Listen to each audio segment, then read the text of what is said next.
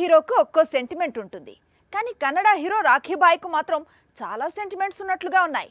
ముఖ్యంగా air number తనకు బాగా కలిసి వస్తుందని నమ్ముతున్నాడు యష్. అందుకే సేమ్ డేట్ కు కొత్త సినిమాను ప్రారంభిస్తున్నాడు. 2022 ఏప్రిల్లో KGF 2 రిలీజ్ అయింది. అంటే యష్ కొత్త సినిమాను మొదలుపెట్టి 2 ఏళ్లు గడిచిపోయింది.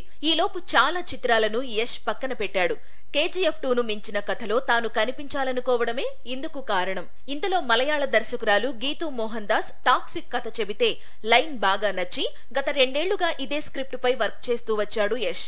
ఎట్టకేలకు ఈ ఏడాది ప్రారంభంలో స్క్రిప్ట్ లాక్ అయింది. ఆ వెంటనే సినిమాలో స్టార్స్ ను ఫైనల్ చేయడం మొదలు పెట్టాడు.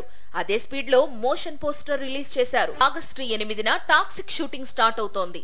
8వ నెల 8వ తారీఖును ఉదయం 8 గంటలకు షూటింగ్ ప్రారంభించబోతున్నారట.